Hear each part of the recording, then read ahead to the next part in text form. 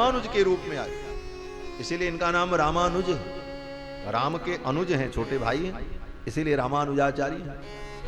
और वही भाव रामानुज के जीवन में भगवान के पद को ही परम धन माना, भगवान के चरणारविंद ही परम धन है। इसीलिए रामानुज स्वामी की स्तुति में, उनके तनियन में हम लोग पाठ करते हैं। श्री वैष्णव को जो रामानुज संप्रदाय से संबद्ध हो, उस श्री वैष्णव को कम से कम कुछ न मालूम हो तो रामानुज स्वामी का तनियन और अपने गुरु का तनियन जरूर याद रखना चाहिए। कुछ न कर सके तो रामानुज स्वामी का तनियन और अपने आचार्य का तनियन पाठ कर ले सवेरे उठ करके, वही उसकी भक्ति हो जाएगी। और रामानुज स्वामी का तनियन क्या है?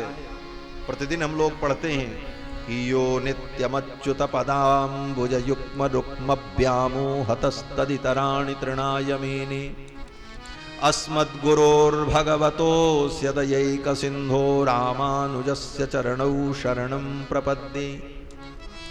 इसका अर्थ क्या है? कहते हैं यो नित्यमच्युत पदाम्बुज युग्म रुक्म व्यामोहतः। यो माने जो, अर्थात रामानुज स्वामी, लक्ष्मण जी महाराज, शेषावतार, अच्युत पदाम्बुज युग्म रुक्म, अच्युत जो भगवान हैं, उनके पादाम्बुज युग्म, उनके जो जुगल चरणारविंद हैं, वो क्या है? बोले रुक्म। वो रुक्म है। रुक्म माने सोना, सोने को कहते हैं रुक्म। यो नित्यमच्युत पदाम्बुज युग्म रुक्म, अच्युत के चरणारविंद रूपी स्वर्ण में जिसकी बुद्धि व्यामोहित हो गई। यो नित्यम अच्युत पदाम्बुज युग्म रुक्म व्यामोहतः। जैसे किसी व्यक्ति का धन में मोह हो जाता है, उसका मन, उसका प्राण उसी धन में अटका रहता है। जैसे लोभी व्यक्ति का मन, लोभी के प्रिय दाम, तिम रघुनाथ निरंतर प्रिय लागो मुहि राम। यही ने प्रार्थना की कि जैसे लोभी को धन से लोभ होता है, कामी नारी प्यारी जिम, लोभी प्रिय जिम दाम। जैसे लोभी को सोना चांदी धन संपत्ति में मन अटका रहता है, कामी व्यक्ति का मन कामिनी में लगा रहता है, तो जिस प्रकार लोभी का मन धन में लगा रहता है, उसी प्रकार लक्ष्मण जी का मन भगवान के चरण रूपी सोने में लगा रहता है। भगवान का चरणारविंद ही परम धन है, और उस परम धन में जिसको व्यामोह हो गया, व्यामोहतस्तदितराणि तृणाय मेने। और वो भी व्यामोह कितना उत्कृष्ट है? बोले तदितराणि, भगवान के चरणारविंद के अतिरिक्त जो दुनिया की कोई भी संपत्ति वस्तु हो, तृणाय मेने, उसको जो तृण के समान समझते हैं। भगवान के चरणारविंद के सम्मुख दुनिया की सारी संपत्ति को जो तृण के समान समझते हैं, तृणाय मेने। ऐसे महापुरुष कौन हैं? बोले अस्मत् गुरोर भगवतो, वो मेरे गुरु हमारे आचार्य कौन हैं? बोले रामानुज हैं। रामानुजस्य चरणौ शरणं प्रपद्ये। ऐसे रामानुज की हम शरण ग्रहण करते हैं, हम उनके चरणों में समर्पण करते हैं। तो लक्ष्मण जी महाराज के लिए धन क्या है? बोले सबसे बड़ा धन भगवान का चरणारविंद है। और वास्तव में भगवान के चरणारविंद ही परम धन है। हमारे श्री यामुनाचार्य स्वामी जी महाराज भी यही कहते हैं कि धनम मदीयम तव पाद पंकजम कदानु साक्षात् करवाणि चक्षुषा। धनम मदीयम तव पाद पंकजम, हे प्रभु आपके पाद पंकज ही मेरे धन है। और वास्तव में वैष्णवों के परम धन तो भगवान के पादारविंद है। भगवान का चरण, भगवान का कैंकर्य, भगवान का नाम, यही तो भक्तों का धन है। इसीलिए मीरा जी ने भी क्या कहा? पायो जी मैंने राम रतन धन पायो, पायो जी मैंने राम रतन धन पायो। वस्तु अमूल्य दी मेरे सतगुरु, वस्तु अमूल्य दी मेरे सतगुरु। कृपा करे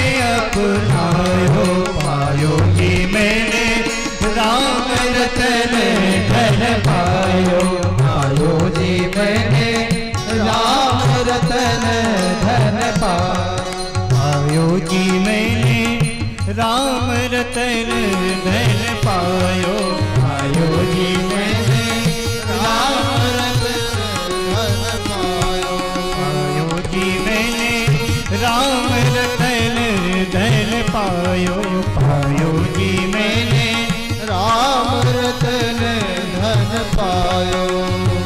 जन्म जन्म की पूजी पाई, जन्म जन्म की पूजी पाई, जन्म जन्म की पूजी पाई, जन्म जन्म की पूजी पाई, जन्म जन्म की पूजी पाई, जन्म जन्म की पूजी पाई।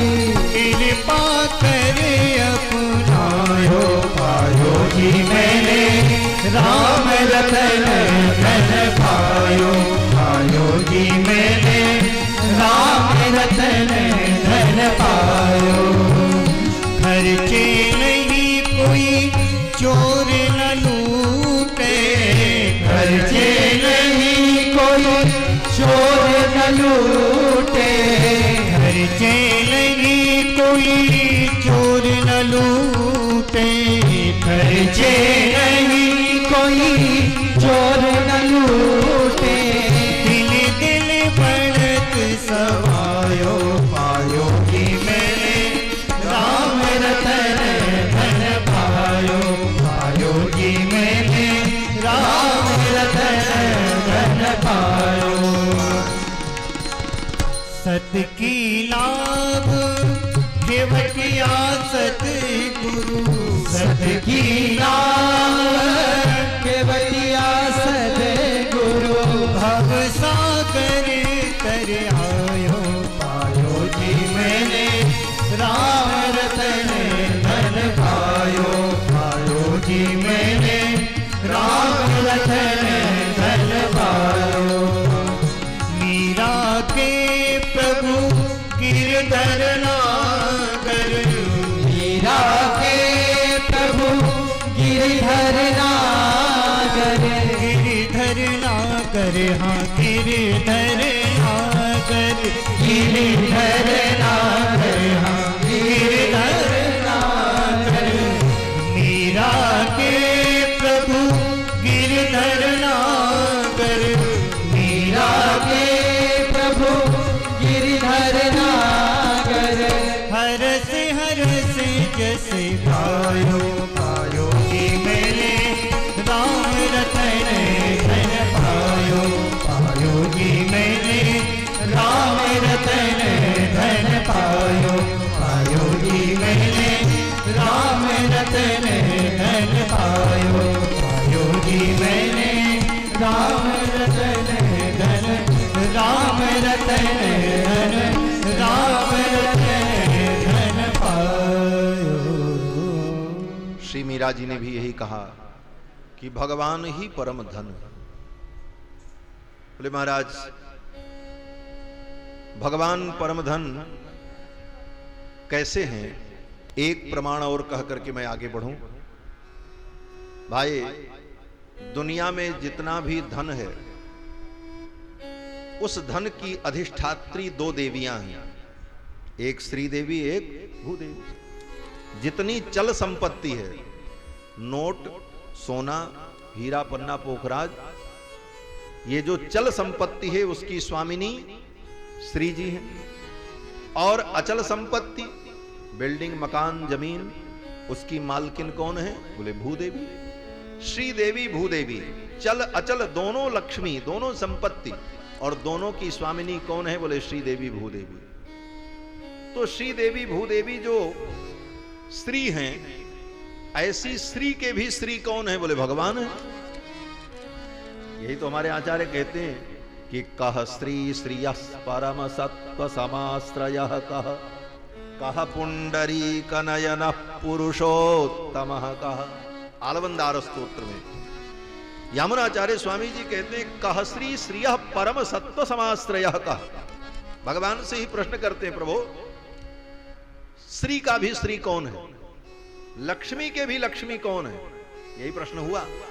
यामुनाचार्य स्वामी जी भगवान से ही प्रश्न करते हैं, आप ही बताओ, कह श्री श्रियः, श्री का भी श्री कौन है, लक्ष्मी का भी लक्ष्मी कौन है। तो लक्ष्मी के भी लक्ष्मी भगवान है। अगर लक्ष्मी के अंदर धन की अधिष्ठात्री देवी होने का गौरव है तो वो क्यों है, क्योंकि वो भगवान की पत्नी है, इसलिए। वो स्वतंत्र रहे तो कुछ नहीं है। अगर भगवान की वो प्रिया नहीं है तो लक्ष्मी माने कुछ नहीं। हाँ, वो भगवान की पत्नी है, इसलिए धन की अधिष्ठात्री देवी है, तो उनके अंदर जो गौरव है वो भी भगवत संबंध से है। तो लक्ष्मी के भी लक्ष्मी कौन हुए, भगवान हुए। कह श्री श्रिय परम सत्व समाश्रय, कह समाश्रय कह, और सबके आश्रयभूत भगवान है। कह पुंडरीक नयन पुरुषोत्तम, कह पुंडरीक नयन। ये कहने का भाव क्या है, तो भगवान तो पुंडरीक नयन है। तो यामुनाचार्य स्वामी जी कहते, महाराज आपको छोड़ करके दूसरा पुंडरीक नयन कौन है, पुंडरीकाक्ष कौन है। बोले पुंडरीकाक्ष का मतलब कमल के समान जिसकी आंखें हों। बोले यहां आंखों से ज्यादा लेना देना नहीं है, यहां तात्पर्य पुंडरीकाक्ष शब्द से है। क्यों? बोले यामुनाचार्य स्वामी जी कहते हैं, आपका जो स्मरण कर लेता है वो पाप मुक्त हो जाता है। यह स्मरेत पुंडरीकाक्षम सबाह्याभ्यंतर शुचि, जो आपका स्मरण कर ले वो पाप रहित हो जाता है। ऐसी विशेषता आपको छोड़ करके और किसी में नहीं है। कह पुंडरीक नयन पुरुषोत्तम कहा। और पुरुषोत्तम कौन है? पुरुष तो दुनिया में बहुत हैं। द्वामिमौ पुरुषौ लोके क्षरश्चाक्षरेव च। संसार में दो पुरुष हैं, क्षर अक्षर, और इन दोनों से भी जो परम पुरुष है, श्रेष्ठ पुरुष है, वो पुरुषोत्तम है।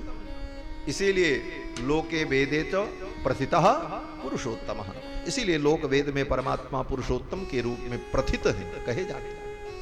तो कह श्री श्रिय परम सत्व समाश्रय, कह पुंडरीक नयन पुरुषोत्तम कह। तो भगवान श्री के भी श्री हैं, और ऐसे भगवान के पादारविंद जिनको प्राप्त हो गए, उनसे बड़ा धनवान और कोई नहीं है। इसीलिए लक्ष्मण जी के विषय में कहा, लक्ष्मणो लक्ष्मी संपन्न। लक्ष्मण जी महाराज लक्ष्मी संपन्न हैं। लक्ष्मणो लक्ष्मी संपन्न, बहि प्राणी वापर, ये भगवान के बाहरी प्राण है। इसके बाद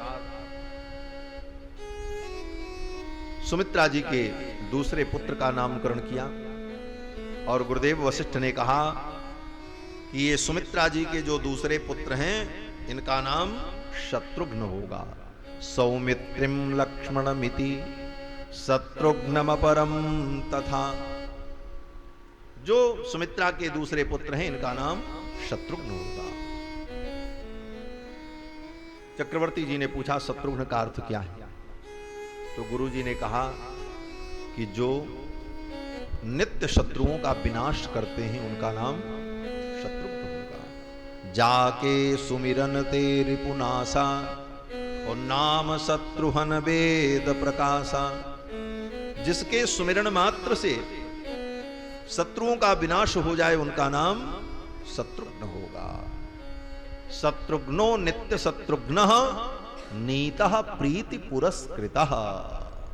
शत्रुघ्नो नित्य शत्रुघ्नः, जो शत्रुओं का विनाश करें, उनका नाम शत्रुघ्न। इस प्रकार चारों कुमारों का नामकरण संस्कार हुआ, ब्राह्मणों को खूब दक्षिणा मिली, और फिर आनंद उत्सव हुआ।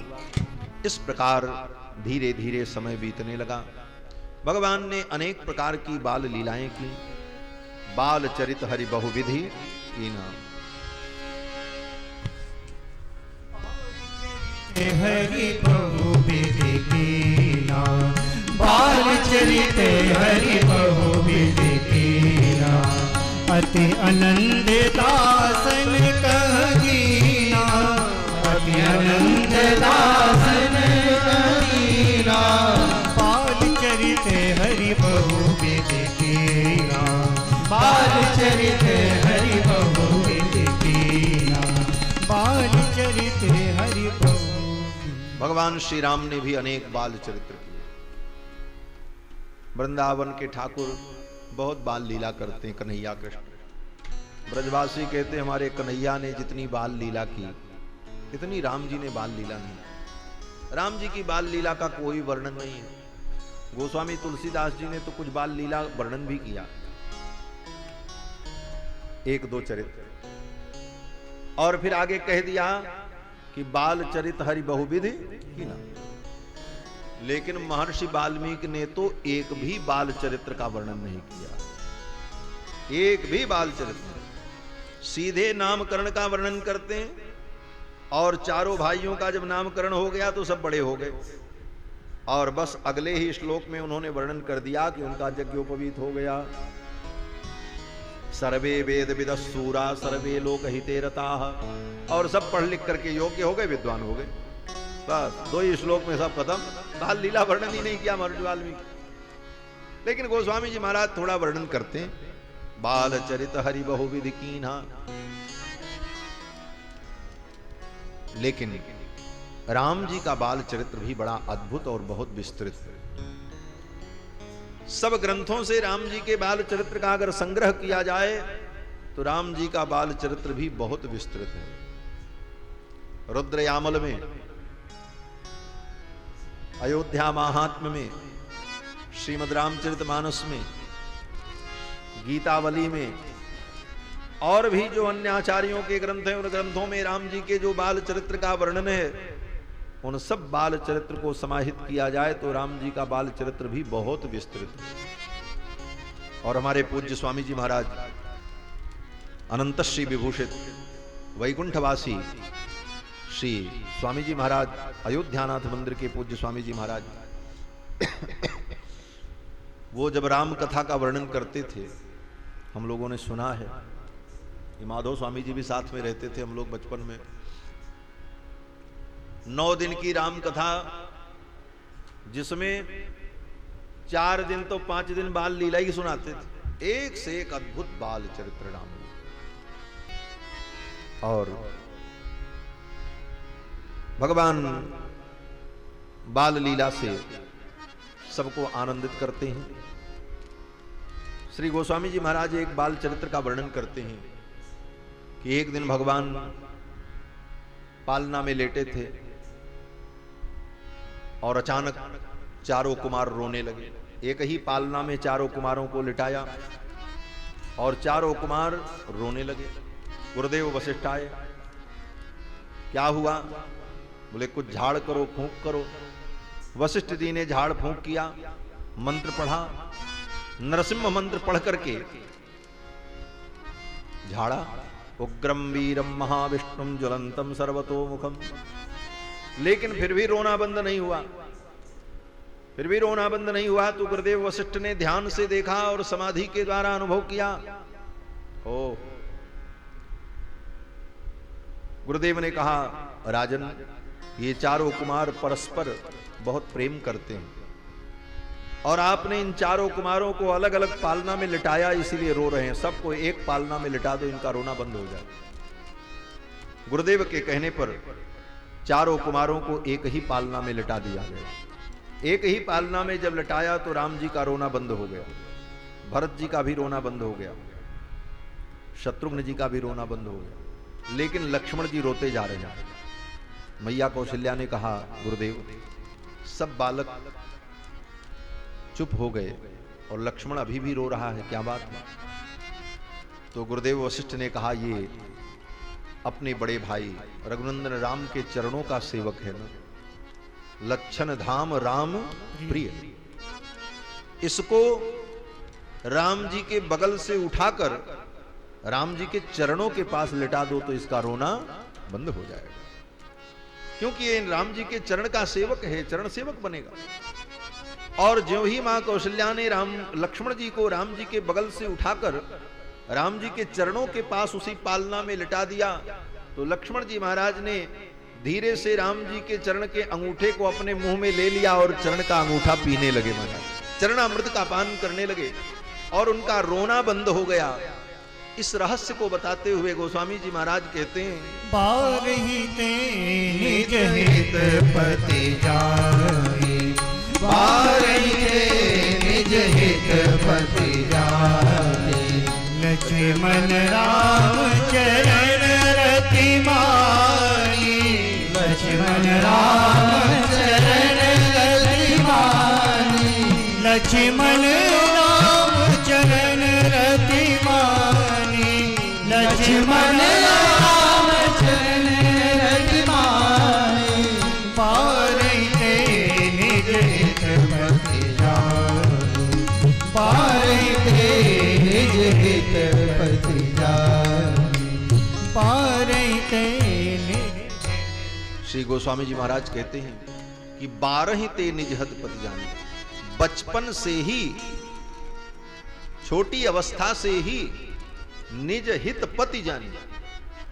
लक्ष्मण जी ने अपना हित भगवान के चरणों में ही समझा और वास्तव में इस चरित्र से लक्ष्मण जी उपदेश देते हैं, हे संसार के प्राणियों, तुम्हारा असली हित भगवान के चरणों में ही है।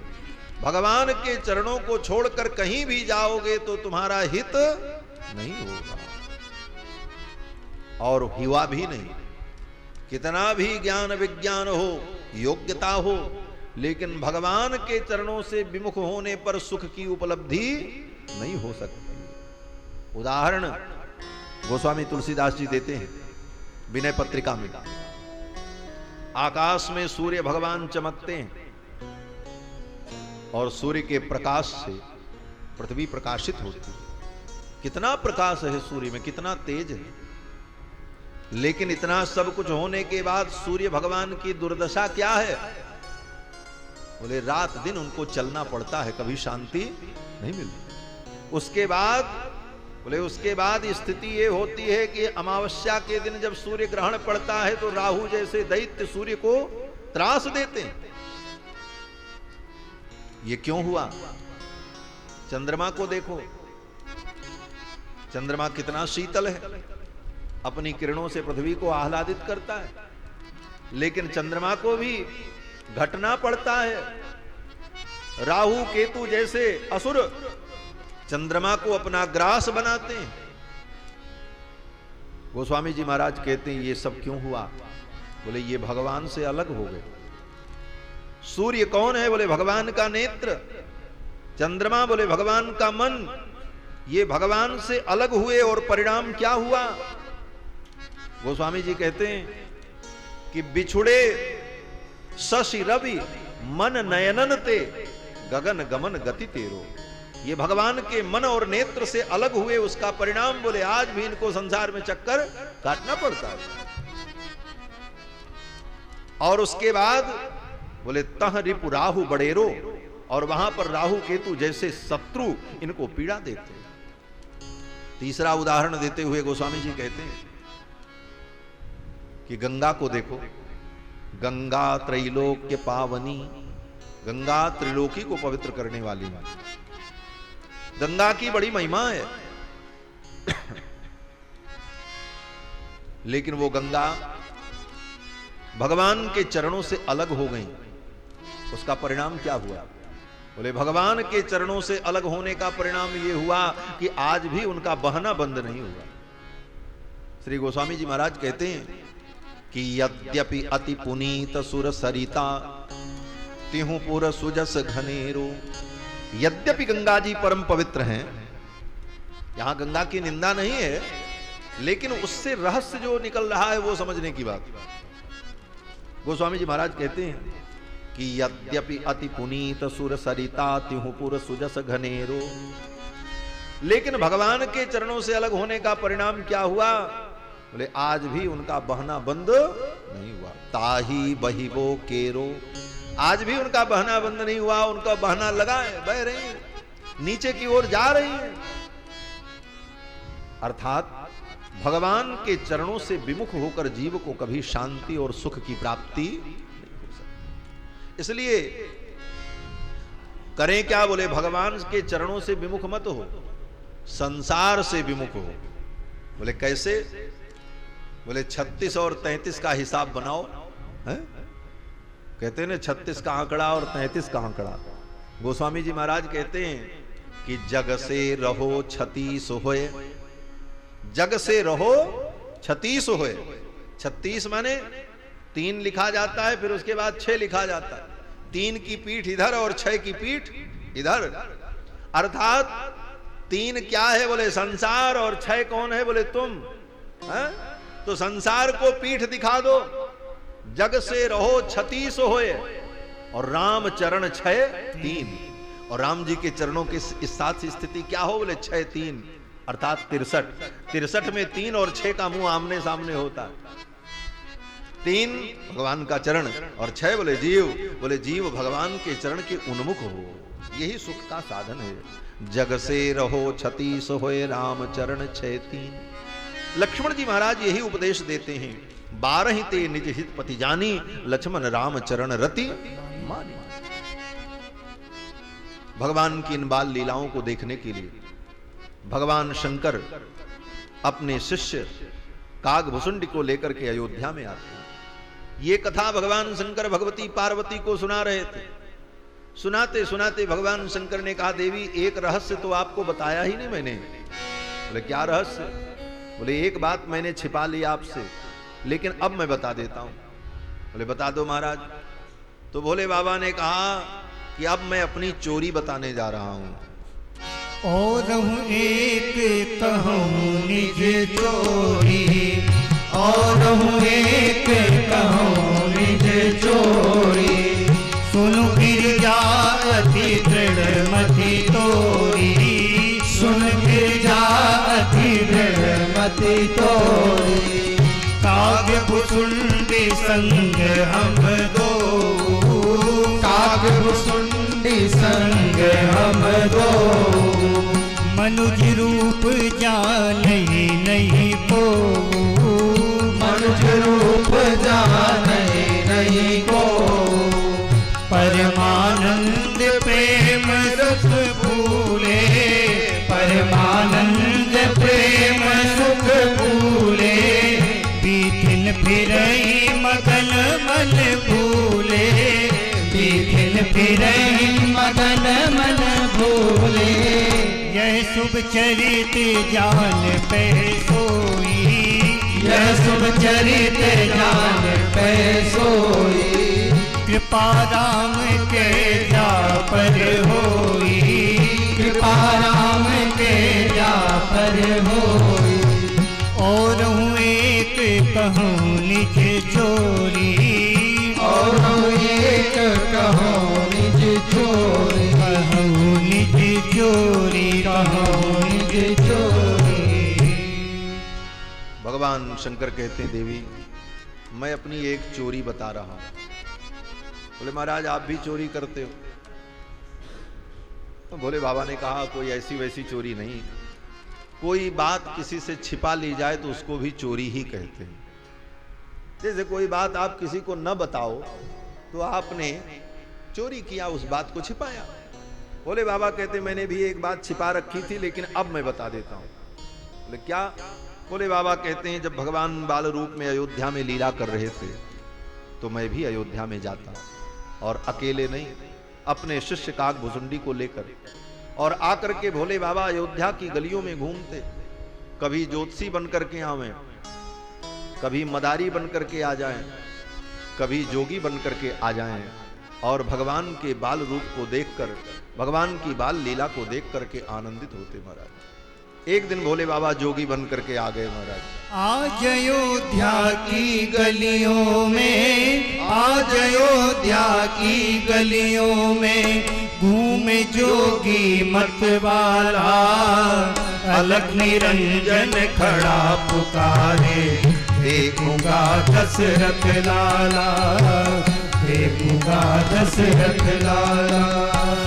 आज अयोध्या की गलियों में, आज अयोध्या की गलियों में घूमे जोगी मतवाला, अलग निरंजन खड़ा पुकारे, देखूंगा दशरथ लाला, देखूंगा दशरथ लाला। शैली सिंगी लिए हाथ में, अरुगमरू त्रिशूल लिए, चमक क्षमा चम नाचे जोगी, तरस की मन में चाह लिए। शैली सिंगी लिए हाथ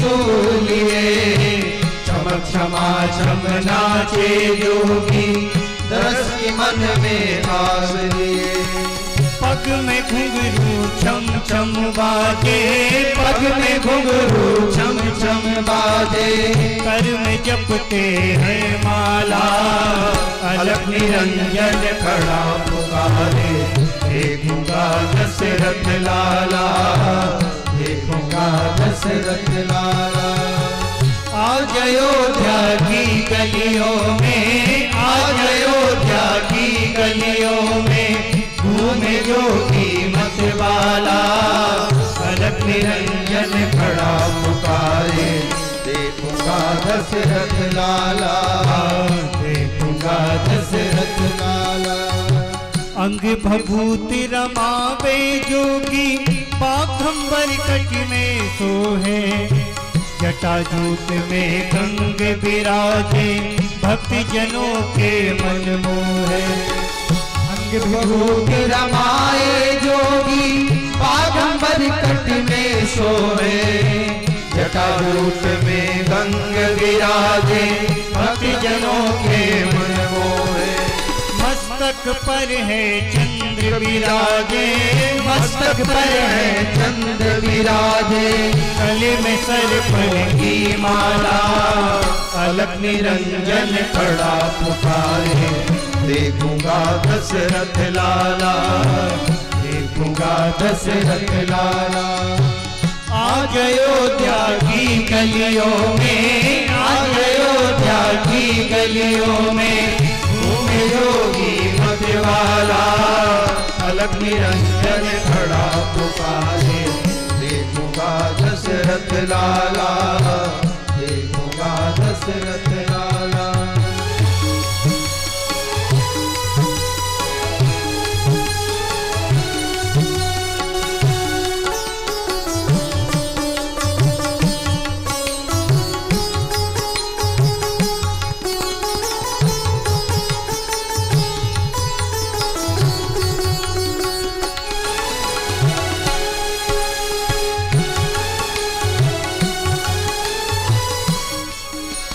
राजद्वार पर खड़ा पुकारे बोलते हैं मधुरी बानी अपने लाल को दिखा दे मैया ये जोगी मन में ठानी राजद्वार पर खड़ा पुकारे बोलते हैं मधुरी बानी अपने लाल को दिखा दे मैया ये जोगी मन में ठानी लाख हटाओ पर ना मानू लाख हटाओ पर ना मानू देखूंगा दशरथ लाला अलग निरंजन खड़ा पुकारे देखूंगा दशरथ लाला देखूंगा दशरथ लाला आज अयोध्या की गलियों में आज अयोध्या की गलियों में घूमे जोगी मत वाला अलग निरंजन खड़ा पुकारे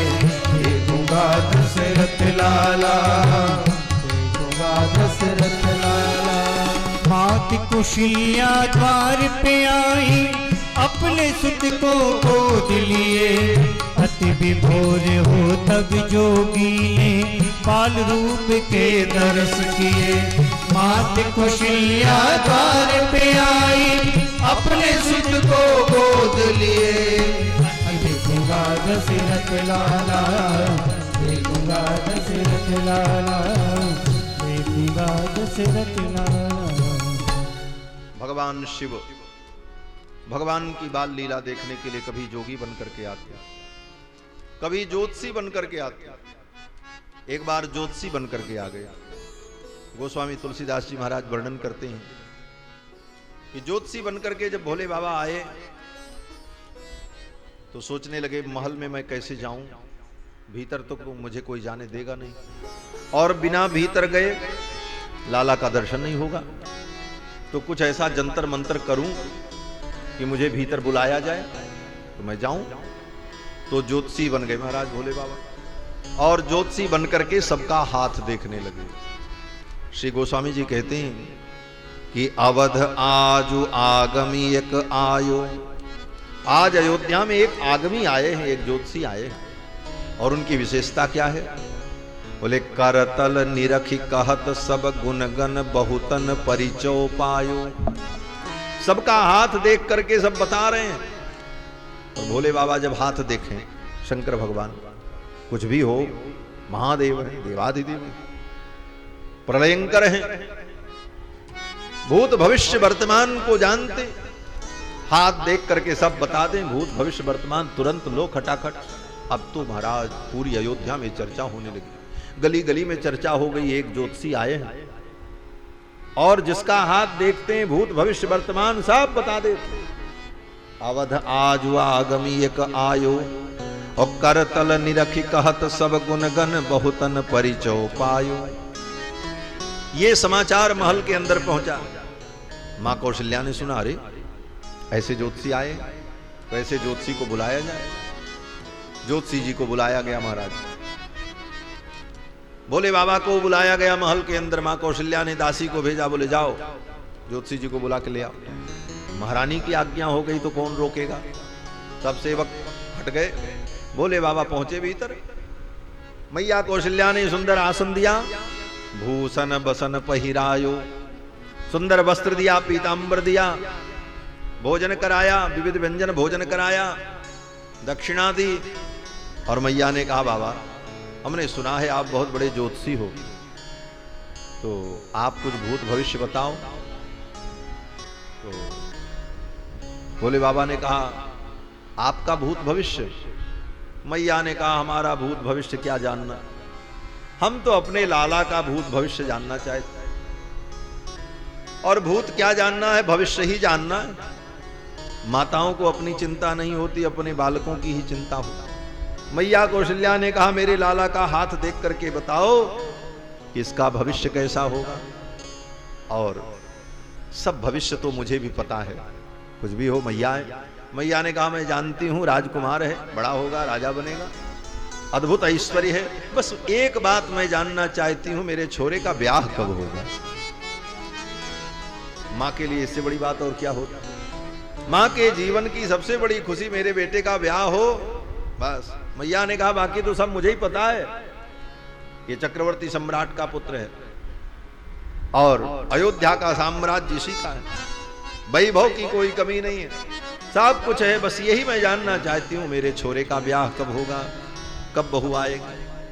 तो भोले बाबा ने कहा, ठीक है मैया, मैं हाथ देख करके बताऊंगा। तो मैया ने लाला को अपने गोद में लिया और वहीं दूर से लाला के हाथ को पकड़ करके ऐसे सीधा किया, बोले देखो। भोले बाबा ने सोचा, इतनी दूर से क्या देख, ठाकुर जी मेरी गोद में आ जाते तो मजा आ जाता। इतना सब नाटक मैंने रचा, ज्योतिषी बने, सब कुछ किया, इसीलिए कि रघुनंदन मेरी गोद में आवे, मैं उनका स्पर्श कर सकूं, उन ब्रह्म को, परमात्मा को मैं अपनी गोद में ले लूं और तब मैं देखूं, दर्शन करूं। तो भोले बाबा ने क्या किया, भगवान शंकर ने कहा, मैया एक बात बताऊं? मैं बताओ। भोले बाबा ने कहा, मैया मैं अब बूढ़ा हो गया हूं और मेरी आंख खराब हो गई, इतनी दूर से मैं देख नहीं सकता, और चश्मा मेरे पास है नहीं। क्यों? बोले चश्मा तो कलयुग में आएगा, ये तो त्रेता की कथा, चश्मा तो कलयुग में आया, त्रेता में तो चश्मा भी नहीं था। तो भोले बाबा तो भविष्य भी जानते, इसलिए भोले बाबा ने कहा, चश्मा का जमाना तो अभी त्रेता युग कलयुग में आएगा, और चश्मा हम लाए नहीं, इतनी दूर से लाला के हाथ की रेखाएं नहीं दिखती हैं। बोले तब? बोले मैया लाला को मेरी गोद में दे दो तो मैं नजदीक से देख करके सब बता दूं।